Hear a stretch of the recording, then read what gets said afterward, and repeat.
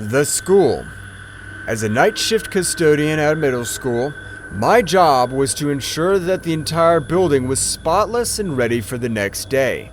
I would arrive late in the evening when the school was empty and start cleaning every inch of the building. The school itself was a pretty standard building, with a few wings of classrooms and offices.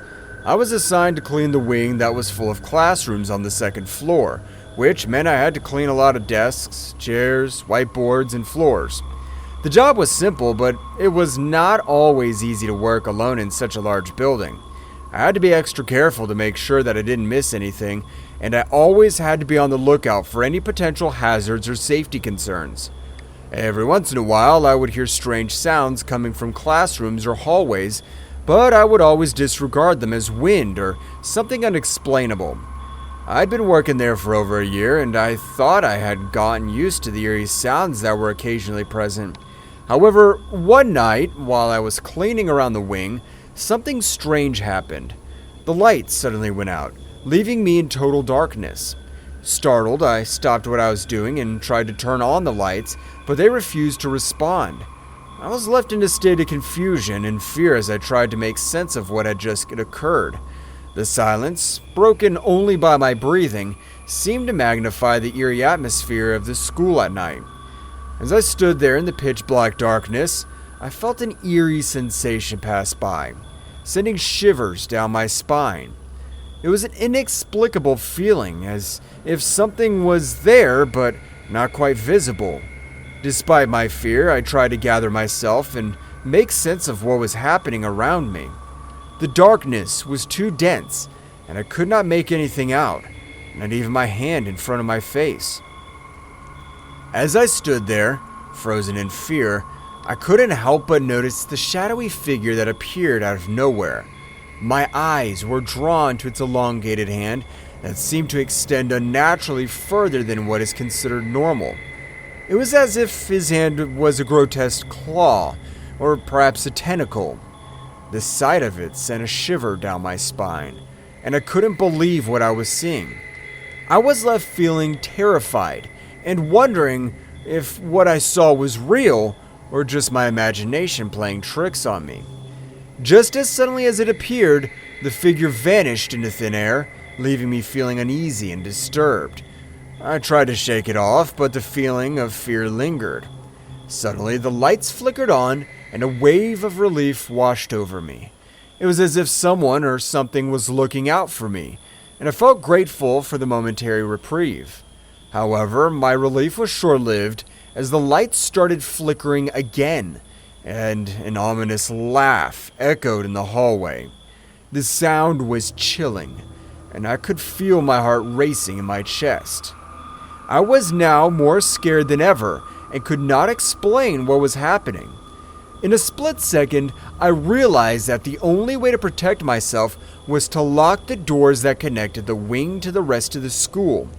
I had to act fast, so I sprinted down the hallway and slammed the doors shut, hoping that they would hold up against whatever was out there. As I fumbled with the lock, my heart was pounding in my chest, and I could hear my own ragged breaths echoing in the empty corridor. Once the doors were secure, I knew I had to get out of there as fast as possible. I started to make my way towards my car, trying to keep my footsteps as quiet as I could. Yet no matter how hard I tried to stay calm, the feeling that something was following me kept growing stronger and stronger. I could feel my nerves fraying as I walked, the hairs on the back of my neck standing on end. The sensation was unnerving, and I felt like I was being watched every step of the way. Finally, I reached my car and scrambled to get inside. As I turned the key in the ignition, I saw movement out of the corner of my eye. I wasn't sure if it was just my imagination, but I hit the gas pedal and drove away as quickly as I could. Even as I left the school behind, I couldn't shake the feeling that something had been following me, and I spent the rest of the night trying to make sense of what had just happened. The experience was too much for me to handle. I resigned the next day and never returned to that school ever again. It was a traumatic experience, and I couldn't believe what had happened to me. I'd never felt so scared in my life. I couldn't stop thinking about what I had experienced, and it haunted me for weeks. I tried to rationalize what had happened, but it was impossible. There was no logical explanation for what I had witnessed. I had always heard stories about the school being haunted, but I never believed them. However, after my experience, I started to think that there might be some truth to those stories. After my resignation, I decided to do some research on the school's history. I discovered that the school had been built on an old burial ground. The land was believed to be cursed, and many people had reported strange occurrences over the years. However, the school administration had always denied the existence of any supernatural activity. I was shocked by what I discovered. It seemed that the school had been built on a graveyard, and the strange occurrences that I had experienced were probably the result of that. I felt a sense of relief knowing that there was a reason behind what had happened to me, but at the same time, I was still scared. The experience had a lasting impact on me. I started to believe in the supernatural, and I became more aware of my surroundings. I never wanted to experience anything like that again. I also started to explore other supernatural phenomena and became interested in ghost stories and paranormal activity. Hey guys, thanks so much for all the support. If you haven't subscribed to the channel yet, please feel free to do so. My name is Megan, and I recently joined this PR company as an assistant editor for a magazine. At first, I did not have anyone to talk to because I did not know anyone here and was pretty shy. But now, my team members are like best friends to me. Last week, some of the chosen employees, including all the seniors in my department, went on a trip.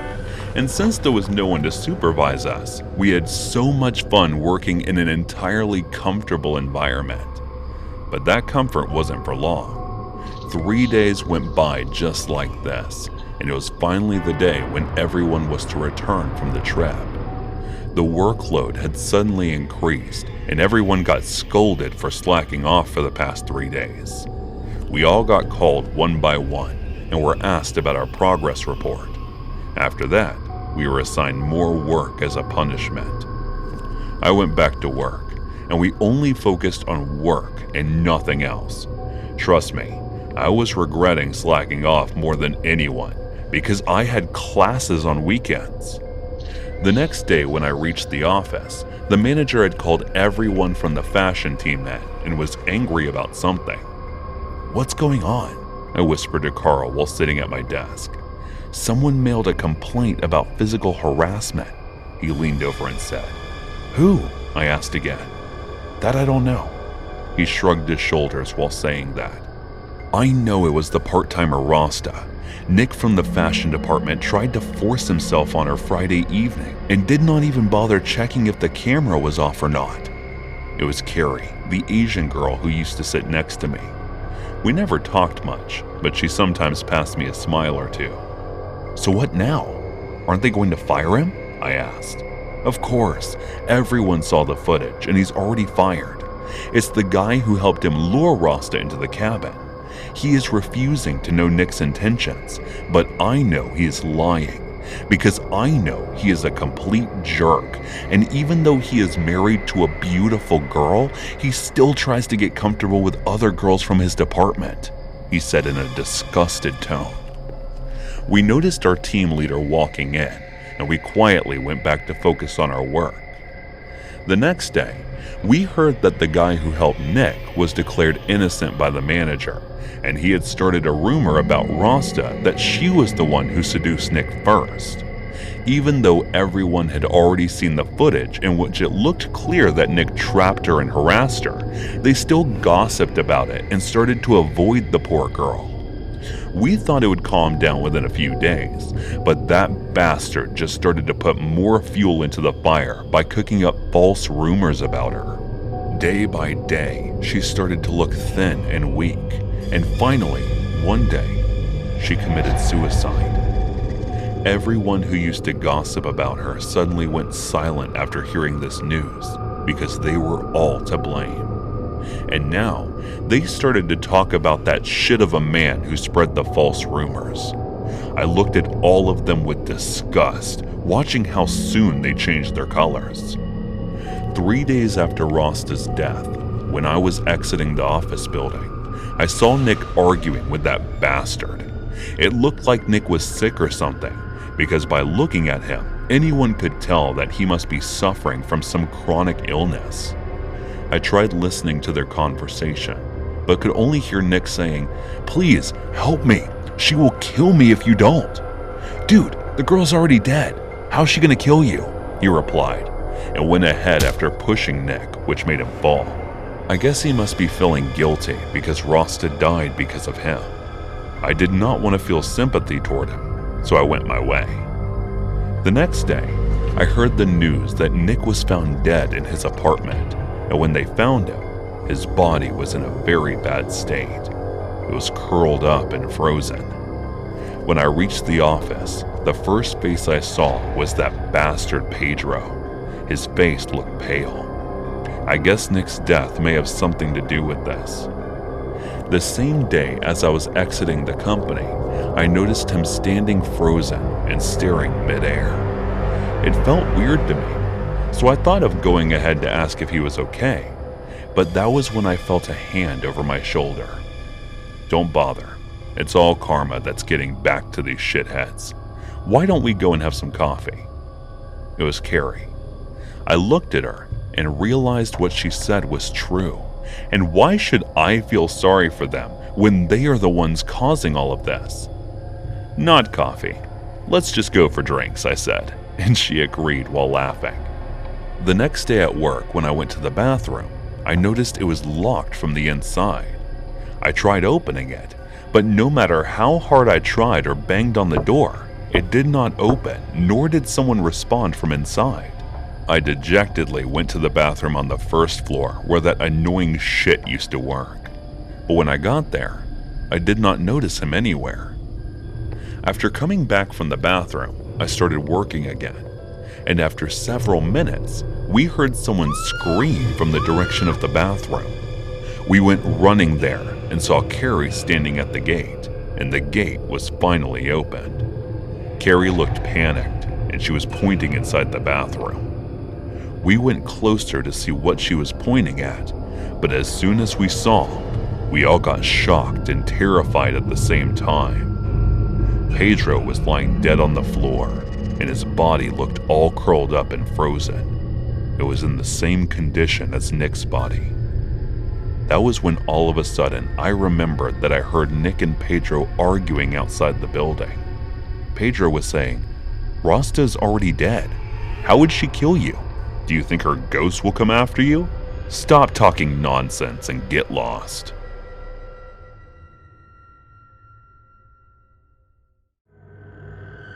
Okay, so for some background, I'm a female and the story takes place. I was a junior in high school, so I was about 16 to 17. Throughout the story, I'm now a sophomore in college, so this is about 4 years ago. I get to school on the first day, and my Italian teacher is new. He was an old, maybe only about 25 or 26. He looked nice enough, not visibly creepy. He was pretty short, maybe only about 5'7", and I'm 4'11" and 100 pounds. So basically, everyone is bigger than me. We'll call this teacher Mr. C. Fast forward a month or two, I remember it was just starting to get cold out. Everything in this class has been pretty normal. I do notice he basically only calls on girls and stands a little too close, but nothing too out of the ordinary. I did the musicals in high school, so I would often be there until about 9 or 10 p.m. rehearsing. This one particular day, there were parent-teacher conference, so basically, all the teachers were there very late. For musical nerds like me, we were doing Legally Blonde, and I was playing Margot, one of Ellie's friends. My costume for this scene was a little raunchy. It was a short white tennis skirt with an athletic tank top and some Converse. I also had on a little pink bow in my hair, and that part is important. So I have to pee really bad. So I walked quickly to the closest bathroom, which was upper floor and down the hall. Mr. C's room happened to be a few doors down from the girls' bathroom. Most of the teachers had finished their conference by the time and had left. I saw a light on in Mr. C's room, so I glanced over, and he was sitting in there by himself packing up his stuff. I didn't think he noticed me, and I kept walking till I got to the bathroom. I did my business, and as I was finishing up, I heard the bathroom door open. I thought it was weird, but just assumed it was one of my classmates. But the footsteps sounded a little too loud to be a high school girl's. So I walked out of the stall, and literally just standing there in the bathroom was Mr. C. I was just standing there frozen. This was so weird. I tried to say something, but nothing came out. I was honestly freaked. After a few seconds of just staring at each other, he handed me my bone, says, "You dropped this, Cherry." I just gave him a little smile and quickly thanks, grabbing it, got out of there. I didn't even wash my hands. I was honestly so incredibly freaked out. It wasn't until a few seconds later that I realized the economy Cherry. This made me stop dead in my tracks. My dad calls me Cherry because I had red hair as a little kid. It's brown now. Literally no one knew about that nickname, not even my friends. My dad had passed away 8 years ago. I started running until I got back to my classmates. My friend Eva noticed that I looked shaken up. She asked me what was wrong, and I just broke down crying. It wasn't really about my creepy teacher. More about the memories of my father, I suppose. She quickly took me into an empty classroom and sat with me while I cried. After I'd gotten on most of my tears, I told her everything that had happened. She was livid, but I convinced her not to tell anyone because I was embarrassed. I know, I'm an idiot. She didn't have Mr. C, but stopped by my class with him once to grab my car keys when her art project was in my car.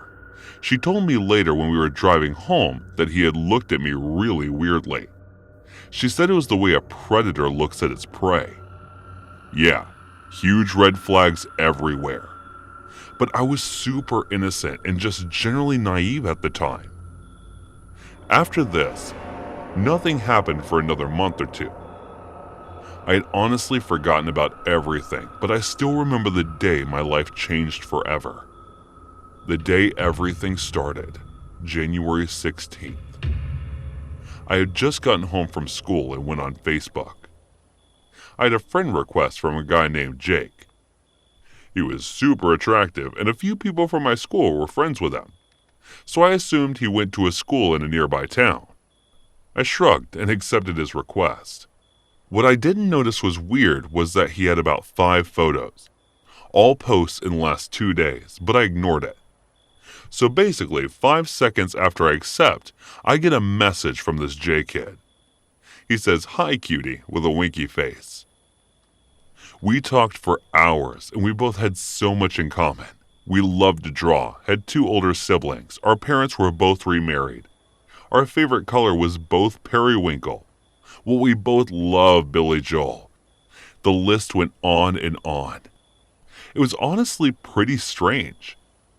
He asked me if I wanted to hang out, and I said yes, but that I had cheer practice and the rehearsal right after. He sounded pretty angry and told me I was lying, and then called me a derogatory term. He sent about 100 messages about how it was disgusting, and I started panicking and just blocked him. I tried my best to ignore it and went to cheer practice. Cheer was from about 5:30 to 7, and then I had rehearsal from 7:15 to 9:30. Ava and I planned to grab something from McDonald's in our 15-minute break. In the middle of cheer, Eva sprained her ankle, so her mom came to pick her up. After I finished cheer practice, I decided I would just go to McDonald's by myself. It was freezing, and I was in a tiny cheer uniform, so I ran to my SUV and hopped inside. I clicked the push to start button, and nothing happened. What? That was strange. I tried again, a few more times with no success. I called my stepdad and he said I should just leave my car there and go back inside, and he would pick me up from rehearsal and check out my car. I was honestly so angry about not getting my chicken nuggets that I hadn't even realized that I'd never unlocked my car. I knew 100% that I locked it, and I didn't have to unlock my car to get back in. I didn't figure this out until weeks later and actually cried when I realized, because that meant that someone had actually messed with my car. I bought this car myself, so it was kind of my baby. Also angry and stopped my way back inside, having no clue why my car wouldn't start.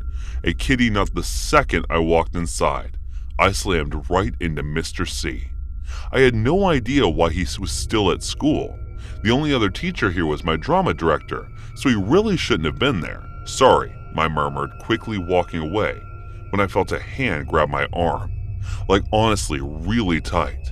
And I even winced a bowling back to him and asked if I was okay. I said I was fine, but my car wouldn't start. His face literally lit up. It was actually really creepy. He said, I was actually headed to McDonald's if you wanted to come with me. This is when I started to freak out. How did he know I was going to McDonald's? Why was he asking me, a child, to come with him to McDonald's? That was not normal at all, and I felt pretty scared. I actually have rehearsal, thank you though.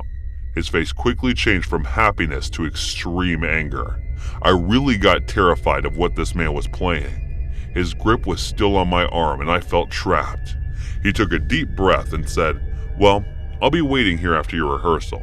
We can go after. I have a black pickup truck. He quickly walked away to make sure I didn't have time to answer. I just stood there in shock, not knowing what was going on.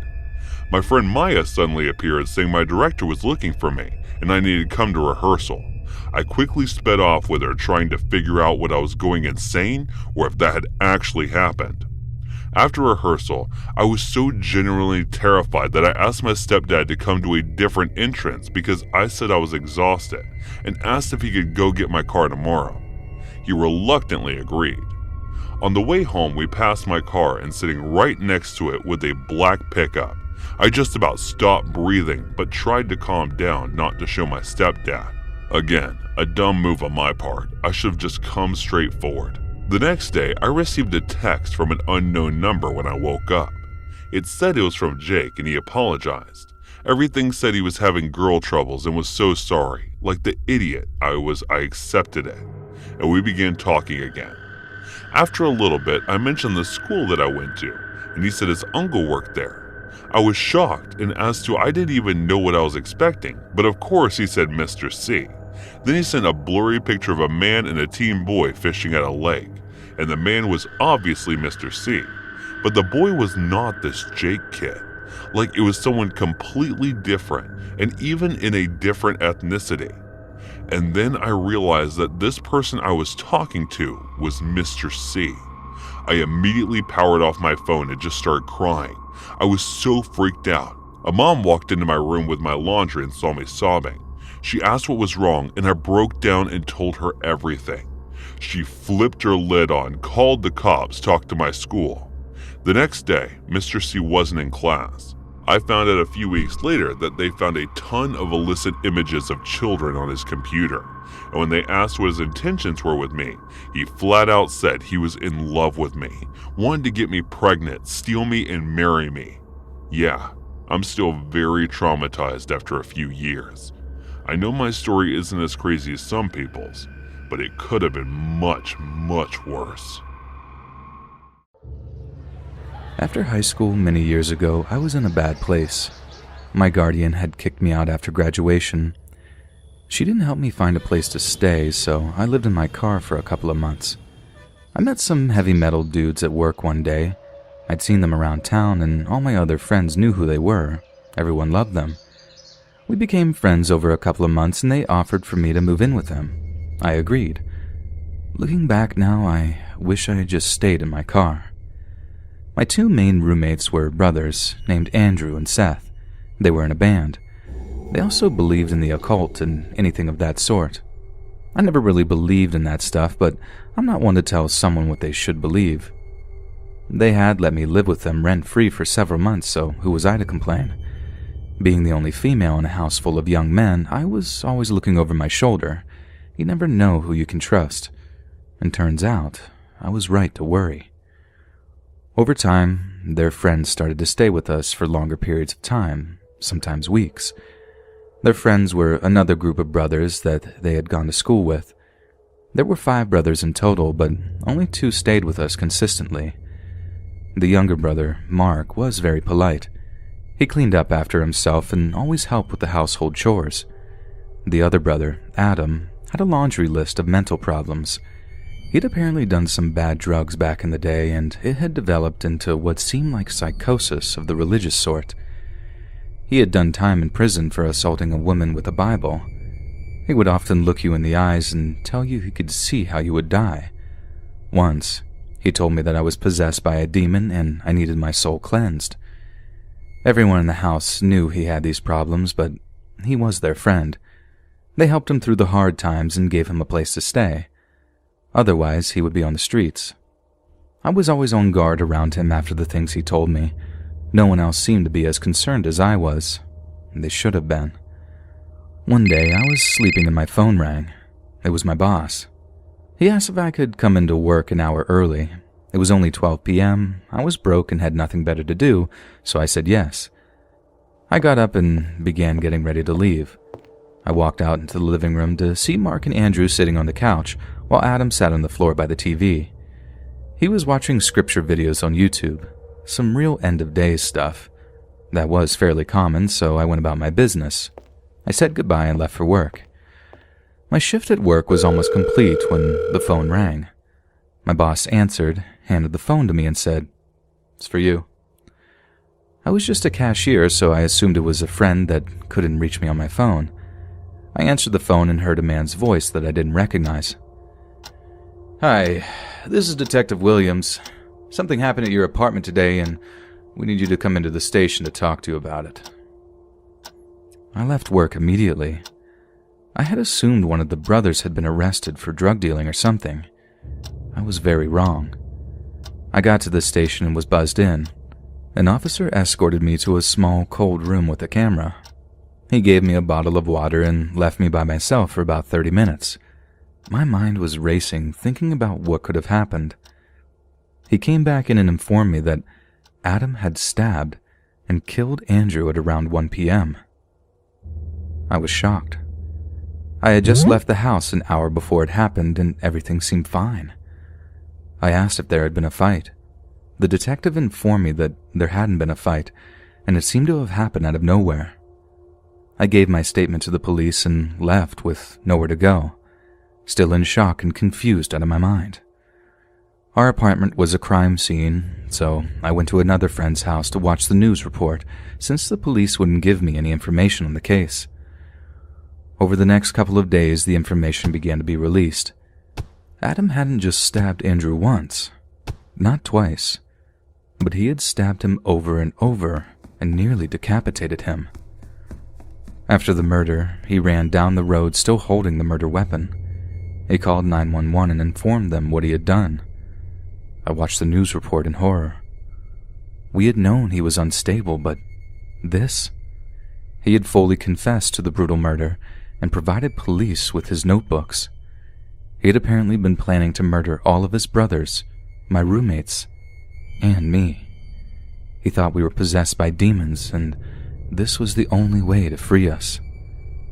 Luckily, none of his other intended victims were there that day. Mark unfortunately witnessed the murder, but he luckily escaped. If I hadn't gotten that call from my boss, I wouldn't be alive today.